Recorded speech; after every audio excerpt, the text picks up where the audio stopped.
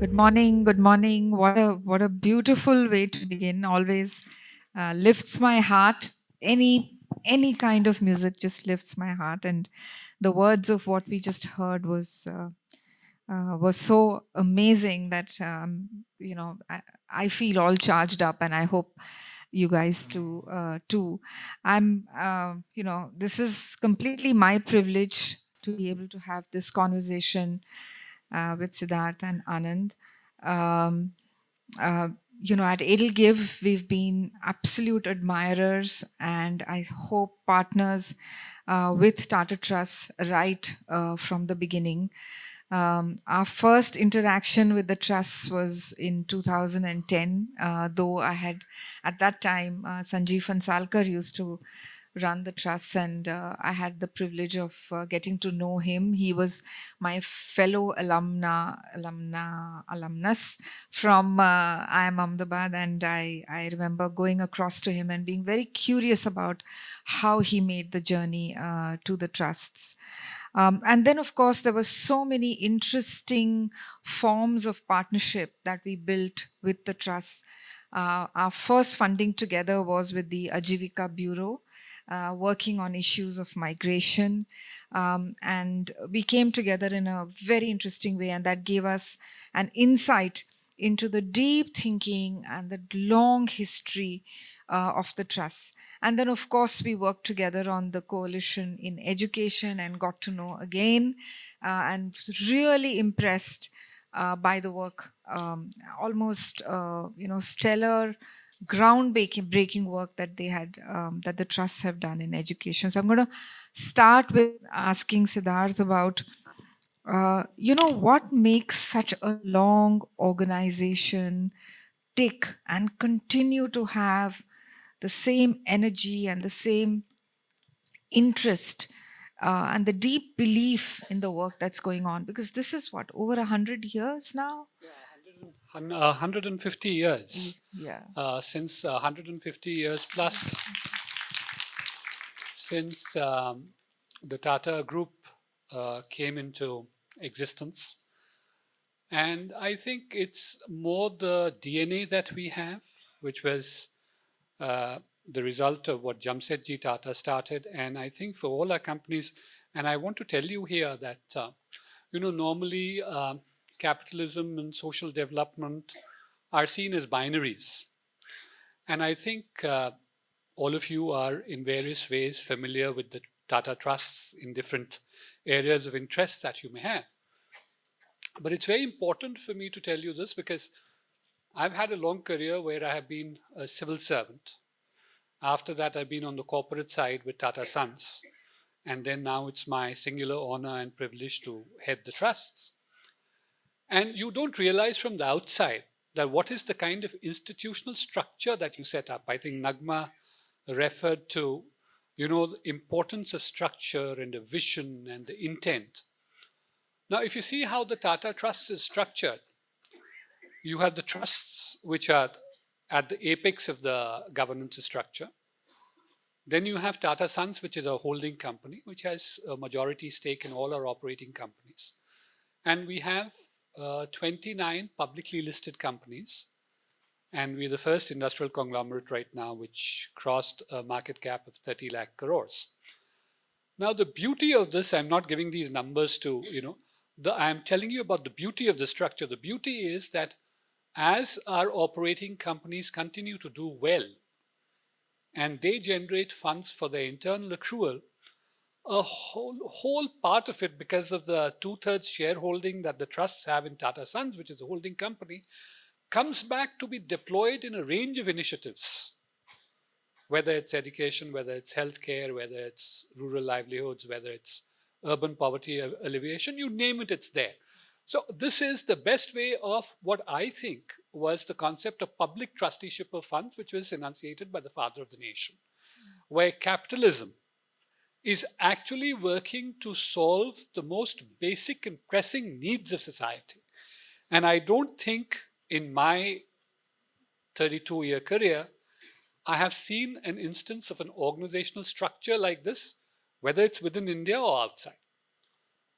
Having said that, you can create the structures, but it is the genetic underpinning, what I call the cultural DNA, which ensures that you stay the course over 150 years.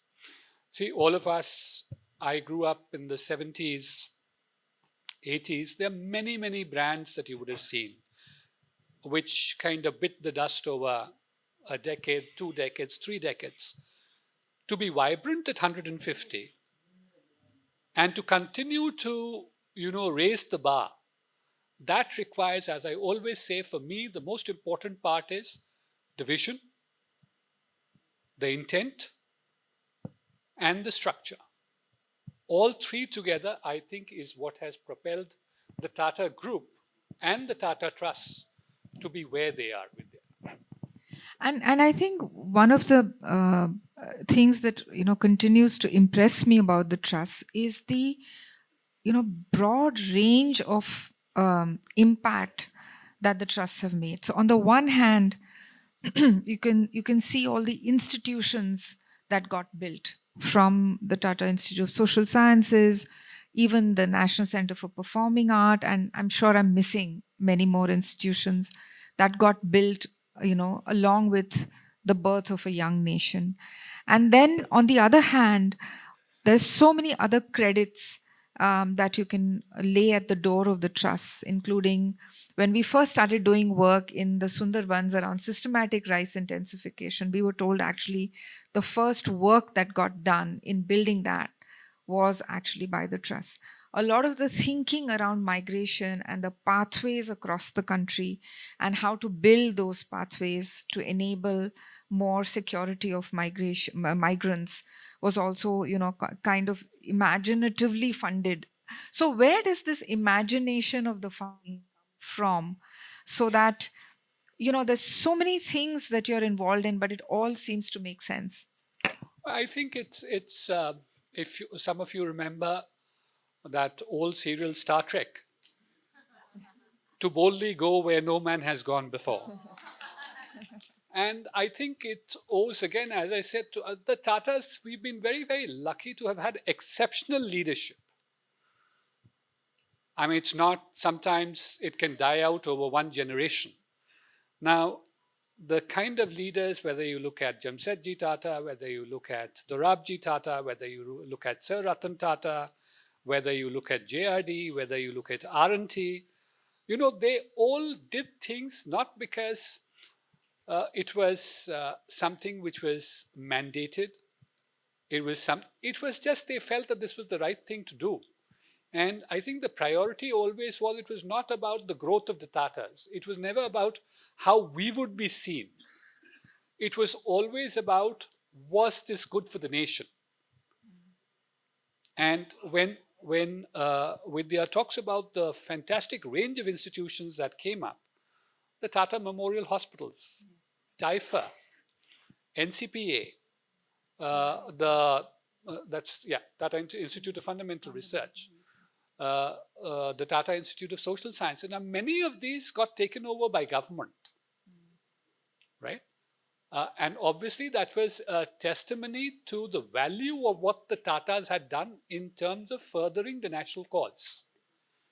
That government thought it prudent that yes, this is an idea which has been brought to fruition, this is an idea which has been scaled up, but now we need to kind of come in and give it a much more of an all-India character, much more of depth, much more of the heft that only government can bring. Because I think we need to be clear, in all nations, particularly India, government has an overarching role to play. That's in terms of resource funding. So if you talk about the philanthropic sector itself or social sector spending, as of FY22, 23 lakh crores was coming in from the government and the public sector. Only about 1.05 lakh crores came from the philanthropic sector, whichever thing you want to take it as. So you see that 95% of spending is just coming in from there. So the moment the government takes it, there is a kind of reach and impact that happens, which kind of multiplies it manyfold. Notwithstanding that, I think all of us are very clear that wherever we see that there is an issue which requires attention, we will do it. And I think in Rabindranath Tagore's immortal words, Ekla Chalo Re, we will continue to do that. People who join us on the path are most welcome, because I firmly believe where we stand today, you see, India is at a kind of a cusp, because obviously, as an economy, we are growing hugely. We are the fifth largest economy in the world. We aspire to be the third largest, and that will happen, obviously. It's a function of time, whether it happens in 3 years or 5 years, it'll happen. And I think that's something which is, of course, a matter of pride. It gives us great heft in the international arena. But I think for all of us, we don't forget one thing, that while we are growing as an economy, the fact is that inequities are also getting exacerbated. The fact is that, you know, almost 85 crore Indians, 60% of India, as I always say, lives at less than $3 a day, lives at 250 rupees a day. And for me and the Tata Trust, and I'm sure for everyone around in this room, whether it is Vidya and the entire phalanx of philanthropies and ultra high net worth individuals and high net worth individuals, everybody who wants to give, I think that is where we have to be dead center. How do you make sure that the people who are at the cutting edge, they are cared for, the marginalized, the oppressed, the people who don't have a voice in the system? How do you give them a basic standard of living? I think if we are able to achieve that, that is really where all of us need to go. Oh, thanks. That's truly profound. Anand, I'd love for you to take us through not just the Packard Foundation, but your whole career in philanthropy, which I believe also began perhaps with the Gates Foundation. We are missing Hari here today. Unfortunately, he had a family exigency and he couldn't join us, and he sends his deep regrets, because I know how much he likes being with us at Edge. But Anand, it'll be interesting to know, because I think the body of work that Packard has built over so many years in India is little known, I would think. Thanks, Vidya, and thank you for having me here. So much. Yeah, the body of work that the Packard Foundation has built is little known, and that's by design.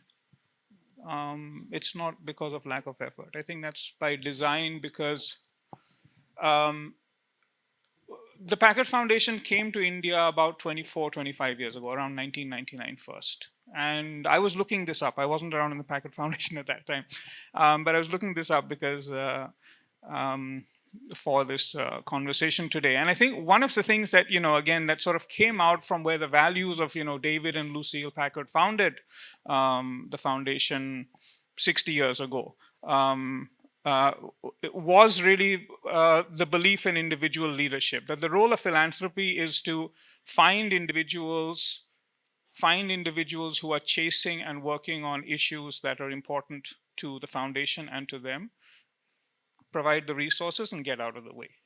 And that was essentially the entry to India, because at that point in time, India was, in reproductive health, and the whole issue of reproductive health and rights is a priority for the Packard Foundation. We did our scan of the world, and we said, look, India, there's a tremendous need for this kind of support. There's a tremendous opportunity, because we've got people in India who are working, who are doing, driving tremendous innovations, capable of doing a lot more if we were able to provide them the resources. Specifically, I think in 1999, there was a meeting that happened with a gentleman called Gopi Gopalakrishnan, who had an idea about setting up a franchise of rural private providers, unqualified private providers, who were providing health services in rural Bihar, in a system where the government public systems were very, very weak, pretty much absent. Who was providing healthcare? These people were. I want to work with them. I want to train them. I want to make a system where we can actually compensate them for the services that they do. They can provide low cost, high quality reproductive health services. How can we monitor them? And we said this is a great innovation to try and put it behind. So it wasn't some sort of grand design of saying, okay, the Packet Foundation is going to go to India and go to Bihar and change the face of Bihar.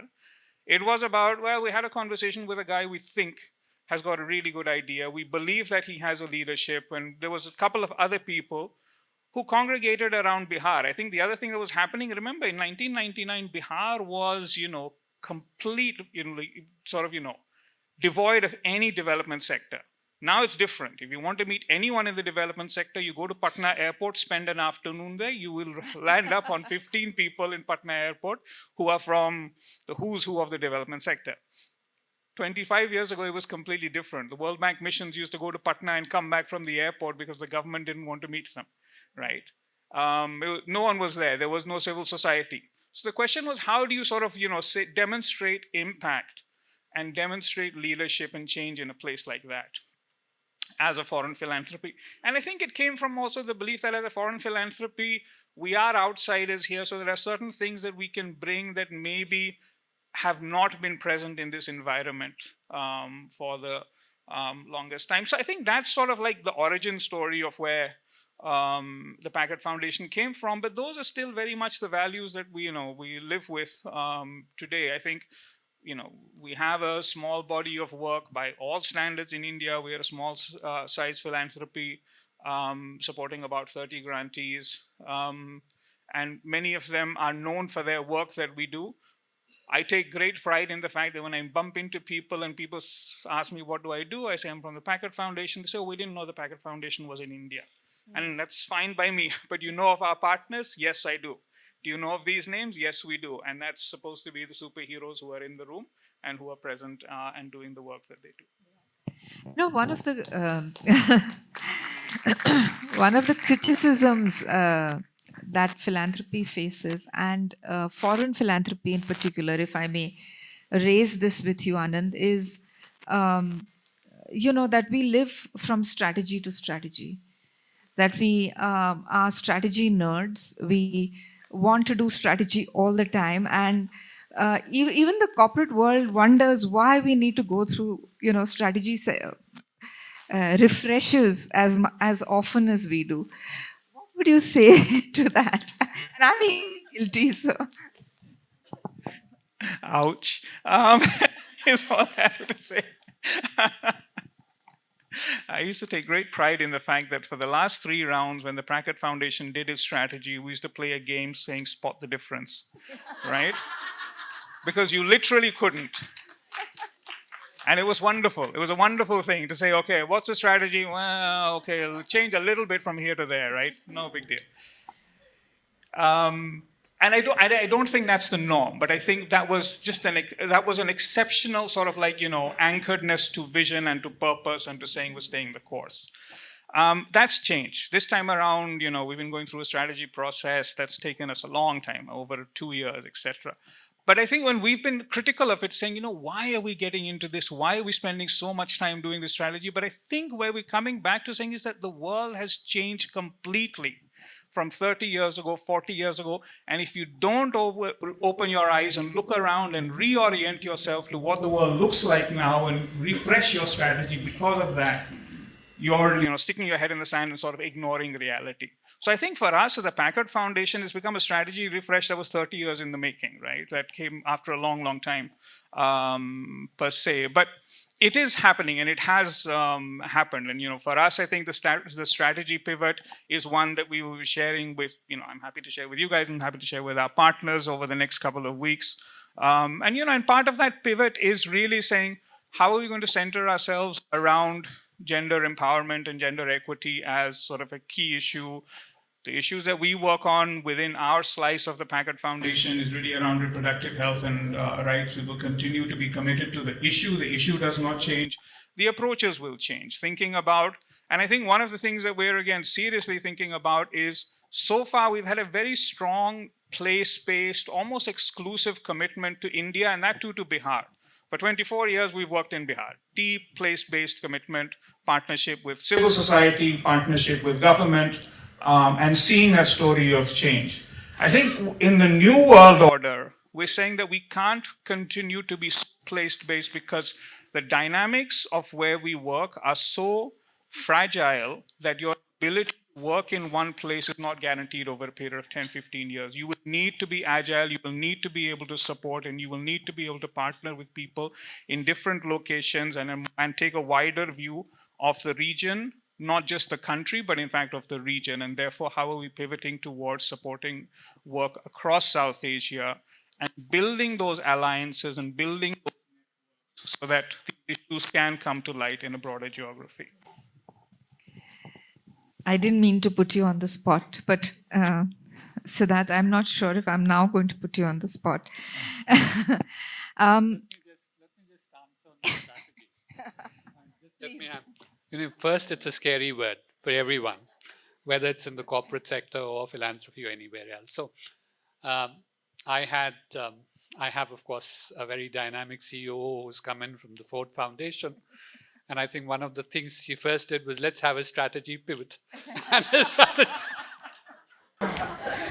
So I think I would just like to put it at that, you need to be able to constantly, because the environment is so dynamic, and you need to be constantly scanning the environment for opportunities and looking at what are the areas you need to address.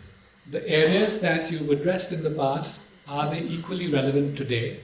Or is there a kind of saturation that has come in? There's some other important area which is now being thrown up by the environment. So I think I would look at it more as scanning the environment to see what the opportunities are, what the threats are, and what are the areas that you can go into, especially where no one else has gone into. And I look at it that way, shorn of all the pejorative connotations that come with strategy. Right. No, in fact, my question was going to be that. Adding to what he said. No, it was in a similar direction, but I think, and I perhaps I'm speaking for a lot of people in this room, is today there's a sense of we from the outside feel a great sense of stability with the trusts. I think you did go through a period of upheaval, and today we feel that there is leadership, there seems to be a path.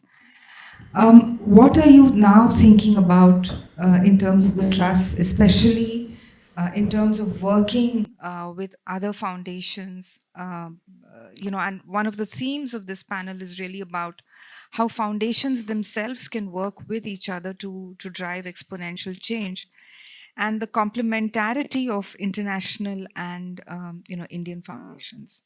So that's an excellent question, Vidya.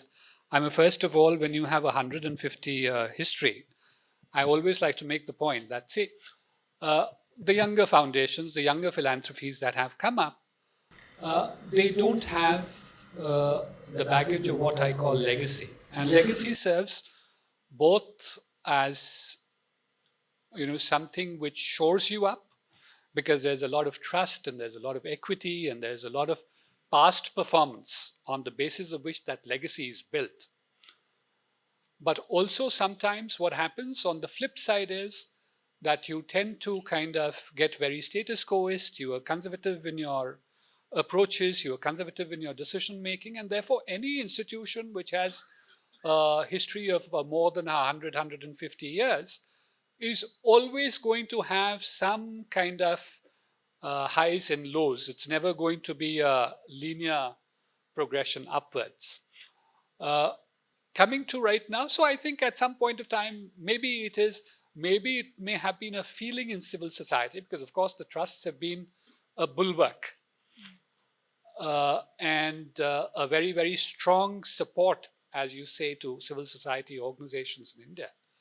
Maybe at some point of time, there may have been a feeling that there was a stepping back or etc. I would like to absolutely use this forum to say that the trusts are very much going to do what they have done. There's going to be no change in the trust, in the outcomes that we seek, but we are bringing fresh thinking into how we are going to do it. I think it's also important, collaboration, you said. I think that's probably the most important thing. And I'm not only talking about the philanthropic sector. I've handled the sustainability portfolio for the Tata Group. And I always believe whether it is government, whether it is the corporates, whether it is philanthropy, we tend to be too siloed. Everybody has a very narrow focus and narrow vision of what I want to do and what is the best way of doing what I want to do. And as long as those two parameters are set, you're like, I'm fine. But there's a much broader world outside. There's a much broader ecosystem outside. You cannot afford to ignore that. And therefore, when the range of problems that confronts you today as a society, when the level of funding that you require to make any kind of dent in those problems, it's not something that the Tata Trusts can do alone. It's not something that any other, it requires collaborative effort. And we would be, as I said, we have an institution called the India Climate Collaborative. Nagma is part of the board. I chair that board. And you look at how all the leading philanthropies got together and decided that climate was obviously the existential issue of our times. And how is it that we can engender a climate lens on the most pressing issues in the developmental sector? And it's doing beautifully well. Now, my question is, all of us know what the problems are. So why can't we have a similar collaboration across gender? That's something where you have low female participation rates. So why can't all of us, 4, 5, 10 top philanthropists, and as many? I think the question is to work towards the issue. The question is not who does it. Yeah. We all have to do it. And I think I would like to make it very clear that the trusts are very, very open. I personally, as the CEO of the trusts, are very, very open to collaborations with different kinds of philanthropies, different kinds of people, because apart from the funding aspect, I think there's a perspective that comes in. In any decision making, in any outcomes, you need to have different perspectives. The final decision can be anything, but people have to sit across the table, you have to listen to each other, you have to debate on what works, what may not work, etc., and then come to a middle path. Everybody has to have a consensus, and that, everybody has to yield a little for the larger good. And there cannot be any kind of, one-upmanship here, a sense of ego, a sense of that I know best because I have done this for 150 years. No, it's not the way at least the trusts under my leadership and R&T's vision will operate. Thank you so much for speaking to that, because in my experience of over 16, 17, 18 years in philanthropy, we've really looked to the trusts as a kind of a North Star. And this is very reassuring. Anand, you said that the Packard Trust, Packard Foundation has been low-key, if I can call it that, by design, but that hasn't precluded you from really working with a lot of other people in the sector, whether it's on the foundation side. You've been very open to that. So what has been your experience? And can you also speak a little bit about the Avengers that we were chatting about? I was thinking about the theme of the Avengers this morning, and I was like, are we superheroes? And I say, no. The Packard Foundation is Alfred Pennyworth, or it's Pepper Potts, right? It's Batman's butler, or it's Iron Man's private secretary. You guys are Batman, and you guys are, Iron Man. And that's our role, right? Our role is to support. Our role is to provide resources. When Batman is feeling down, how do you get him to, feel motivated and go back again to fight, join the fight, etc., right? And it's a privileged position to be in, but the role is of the butler, and the role is to be in the background. So I'm going to go back again to say that it is the role of, being in a little bit in the background, and that's the role of what it is. On the aspect of partnership, and again, the Avengers analogy is that as superheroes and as powerful agents of fighting crime, etc., you come with an ego, right? Superheroes have a massive ego. Superheroes, especially those who are doing good, want to be seen as, as known for what they do, right? And they come with a desire to stand out for their brand, for their values, and to be seen and recognized. And collaboration is not always easy.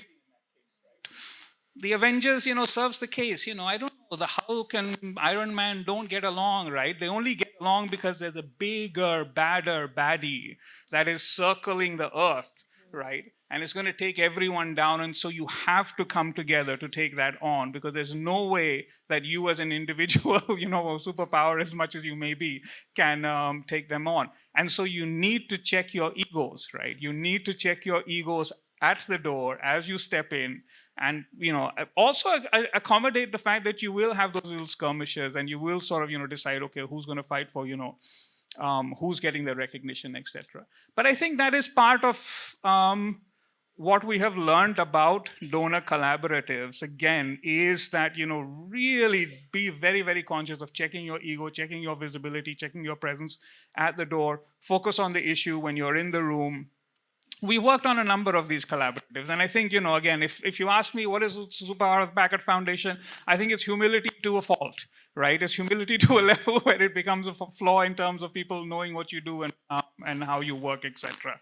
But I think it's essential, because power that you bring as philanthropy is significant, right? And the ego that you bring as a philanthropy and as a funder is significant. You cannot collaborate in that environment. So I think it's important to recognize that we're facing now challenges that far outsize any individual organization, philanthropy, funder, per se, even government, right? And the power of collaboration is an absolute essential if we're going to address the world's most pressing problems as they stand right now. So I couldn't agree more on saying that there is a need to collaborate. Collaboration doesn't come easy at all. Okay, and we recognize that, whether it's collaboration within philanthropy, whether it's collaboration between government with government, etc. These all come with their own challenges. And how do you manage those as superheroes? I think you need to focus on the bigger, badder baddie that's sitting at the door, and make sure that we are aligned on what is that common mission. I don't know how many of you know that, but the Packard Foundation has been an incredible partner of ours in the Coalition for Women Empowerment. And there's so much we've learned. Ford is the other partner.